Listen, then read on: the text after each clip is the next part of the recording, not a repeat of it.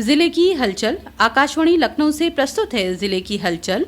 आज सुनिए बाराबंकी और संभल जिलों की हलचल। पहले सुनते हैं बाराबंकी जिले की हलचल। आलेख और स्वर है परवेज अहमद का। जनपद में रमजान, ईद और नवरात्रि के पर्व बड़े ही हर्षोल्लास और शांतिपूर्ण ढंग से संपन्न हुए। ईद के पर्व पर सबसे बड़ी नमाज शहर के पीर बटावन ईदगाह में हुई, जहां नमाज के बाद जिलाधिकारी शशांक त्रिपाठी और पुलिस अधीक्षक अर्पित विजयवर्गीय ने लोगों से भेंट कर उन्हें ईद की शुभकामनाएं देते हुए शांतिपूर्ण ढंग से त्योहार मनाने की अपील की। वहीं रामनवमी के अवसर पर भी दोनों अधिकारियों ने मंदिरों का भ्रमण कर सुरक्षा व्यवस्था पर निगाह बनाए रखी। उत्तर प्रदेश सरकार के 9 वर्ष पूर्ण होने के अवसर पर राज्य मंत्री खाद्य रसद एवं नागरिक आपूर्ति विभाग सतीश चंद्र शर्मा ने DRDS गांधी सभागार में आयोजित कार्यक्रम का उद्घाटन किया तथा सूचना विभाग द्वारा लगाई गई प्रदर्शनी का अवलोकन कर सराहना की। इस मौके पर मुख्यमंत्री के उद्बोधन को कलेक्ट्रेट सभागार में उपस्थित जन प्रतिनिधि गणों द्वारा अधिकारियों, कर्मचारियों एवं लाभार्थियों ने सुना। कार्यक्रम के पश्चात जनपद में राज्य मंत्री सतीश चंद्र शर्मा ने संचालित जन कल्याणकारी योजनाओं के बारे में विस्तार पूर्वक जानकारी देते हुए कहा कि आज पूरा उत्तर प्रदेश निरंतर प्रगति, विकास और उन्नति की ओर अग्रसर है। सुशासन, पारदर्शिता और जन कल्याणकारी नीतियों के माध्यम से प्रदेश में एक नए युग का निर्माण हो रहा है। जिलाधिकारी शशांक त्रिपाठी ने विगत दिनों लोक सभागार में आयोजित जिला स्वास्थ्य समिति DHS की समीक्षा बैठक में स्वास्थ्य विभाग के कार्यों की गहन समीक्षा की। उन्होंने कहा कि आमजन को समयबद्ध एवं गुणवत्तापूर्ण स्वास्थ्य सेवाएं उपलब्ध कराना शासन की सर्वोच्च प्राथमिकता है और इस दिशा में किसी भी प्रकार की लापरवाही क्षम नहीं होगी। बैठक में जिलाधिकारी ने बताया कि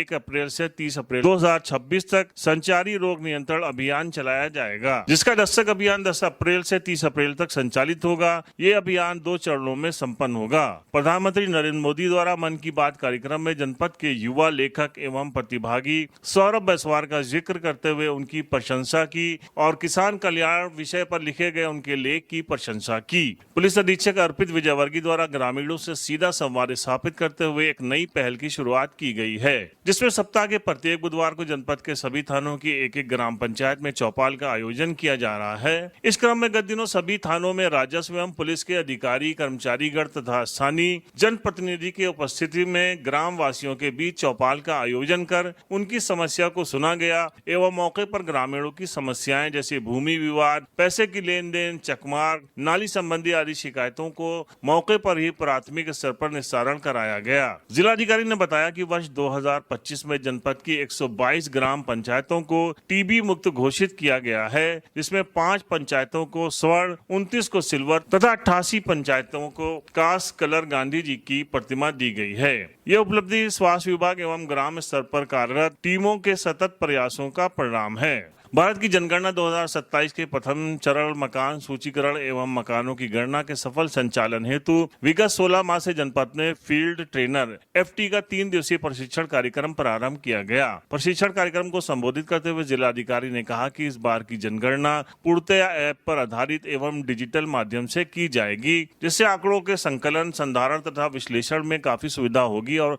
योजनाओं के निर्माण एवं क्रियान्वयन में सटीकता आएगी। उन्होंने कहा कि सही एवं सटीक आंकड़ों के आधार पर ही सरकार विभिन्न जन कल्याणकारी योजनाओं का प्रभावी क्रियान्वयन कर सकती है। गत दिनों हुई राष्ट्रीय लोक अदालत में 1,76,663 मामलों का निस्तारण कर कुल 34,79,40,000 15 अर्थदंड एवं प्रतिकर के रूप में जमा कराया गया। इस अवसर पर जनपद न्यायाधीश प्रतिमा श्रीवास्तव ने सभी न्यायिक अधिकारियों, अधिवक्ताओं एवं संबंधित विभागों से आह्वान किया कि वे मानवीय दृष्टिकोण को अपनाते हुए पक्षकारों के बीच विश्वास का सेतु बने, ताकि अधिक से अधिक मामलों का सौहार्दपूर्ण एवं स्थायी समाधान संभव हो सके। प्रदेश प्रशासन एवं प्रबंधन अकादमी के निदेशक एवं जनपद की नोडल अधिकारी नीना शर्मा ने विगत दिनों जनपद के विभिन्न स्थलों का 1 दिवसीय निरीक्षण कर विकास कार्यों और स्वास्थ्य सेवाओं की स्थिति का जायजा लिया। इस दौरान उन्होंने संबंधित अधिकारियों को व्यवस्थाओं को बेहतर बनाने तथा निर्माण कार्यों में गुणवत्ता और तेजी बनाए रखने के निर्देश दिए। निरीक्षण की शुरुआत जिला अस्पताल के पास बेगमगंज में निर्माणाधीन 50 शैय्या क्रिटिकल केयर अस्पताल से हुई। नोडल अधिकारी ने निर्माण कार्य का बारीकी से निरीक्षण करते हुए अस्पताल के सभी कमरों में में आधुनिक सुविधाएं सुनिश्चित करने के निर्देश दिए। उन्होंने प्रत्येक बेड तथा ऑक्सीजन गैस की सुव्यवस्थित आपूर्ति के लिए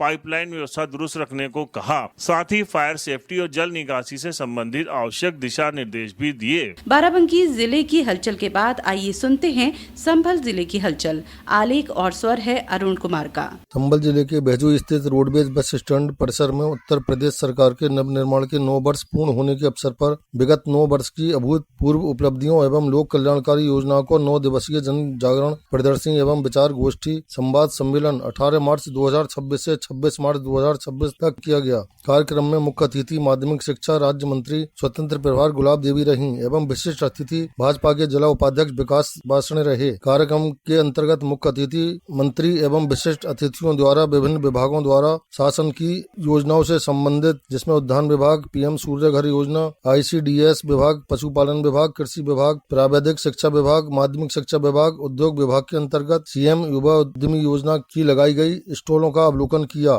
मंत्री ने कहा कि मुख्यमंत्री योगी आदित्यनाथ के नेतृत्व वाली सरकार में शासन की योजनाएं अंतिम पायदान पर खड़े व्यक्ति तक पहुंच रही हैं तथा आयुष्मान कार्ड के माध्यम से 5 लाख तक इलाज लोगों को प्राप्त हो रहा है। आवास की सुविधा भी लोगों को प्राप्त हो रही है, जो कि परिवार की महिला मुखिया के नाम से प्राप्त हो रहा है, जिससे महिलाएं सशक्त हो रही हैं। उन्होंने अन्य प्रमुख योजनाओं के विषय में लोगों को जागरूक किया। जनपद संभल में भारत की जनगणना 2027 के प्रथम चरण में मकान सूचीकरण एवं मकानों की गणना हेतु फील्ड ट्रेनरों के प्रथम बैच का 3 दिवसीय प्रशिक्षण कार्यक्रम का आयोजन हुआ। निधि पटेल उप जिलाधिकारी संभल ने कहा कि कार्यक्रम में प्रशिक्षण प्राप्त मास्टर ट्रेनरों द्वारा प्रथम चरण में द्वितीय बैच के 35 फील्ड ट्रेनरों को दिनांक 23 से 25 मार्च को 3 दिवसीय प्रशिक्षण दिया गया। प्रशिक्षण के दौरान फील्ड ट्रेनरों को प्रथम चरण में मकानों का सूचीकरण एवं मकानों की गणना के बारे में विस्तार से जानकारी दी गई। प्रशिक्षण के दौरान मास्टर ट्रेनरों द्वारा फील्ड ट्रेनरों को जनगणना के उद्देश्य, कानूनी प्रावधानों और मकान सूचीकरण के सैद्धांतिक नियमों की जानकारी दी गई। इसके साथ ही मोबाइल ऐप और डिजिटल पोर्टल का उपयोग व प्रगणकों को डेटा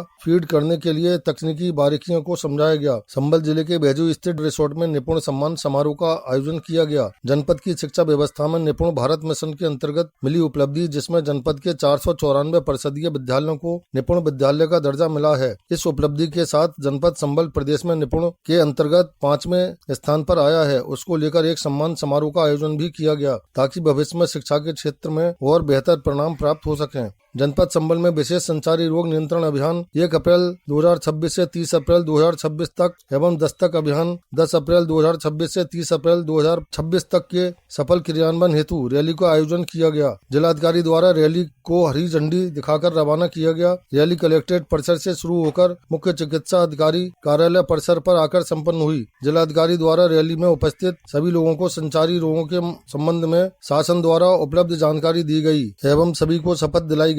उन्होंने कहा कि संचारी रोग नियंत्रण अभियान 1 अप्रैल 2026 से 30 अप्रैल 2026 तक संपादित किया जाएगा तथा दस्तक अभियान दिनांक 10 अप्रैल से 30 अप्रैल 2026 तक संपादित किया जाएगा। डॉक्टर पिश्नोई अपर मुख्य चिकित्सा अधिकारी द्वारा सभी आशाओं से आभा ID बनाने तथा उसको परिवार को देने, साथ ही दस्तक अभियान में घर घर सोर्स रिडक्शन के कार्य को सुचारू रूप से करने तथा लार्वा मिलने पर उसका अंकन अपनी रिपोर्ट में प्रत्येक दिशा में करने के निर्देश दिए गए। डॉक्टर मनोज कुमार जिला सर्विलांस अधिकारी द्वारा अभियान के संबंध में जानकारी दी गई, जिसमें उनके द्वारा संचारी रोग अभियान में विभिन्न विभागों द्वारा क्या क्या कार्य व सहयोग अभियान के सफल क्रियान्वयन हेतु किया जाएगा, उसकी जानकारी दी गई। जनपद संभल में जगह जगह हनुमान जन्मोत्सव बड़े ही धूमधाम से मनाया गया। मंदिरों में पूजा अर्चना की गई। हनुमान चालीसा व सुंदर कांड का पाठ भी किया गया। जगह जगह भंडारे का आयोजन भी किया गया। जनपद के नगर भेजू में हनुमान जन्मोत्सव के अवसर पर भव्य शोभा यात्रा निकाली गई। शोभा यात्रा में विभिन्न प्रकार की झांकियां शामिल थीं। नगर में झंडे लगाए गए। शोभा यात्रा के दौरान भक्तगण श्री राम संकीर्तन करते हुए चल रहे थे। शोभा यात्रा पर जगह जगह फूल बरसाए गए। पुलिस की कड़ी चौकसी रही।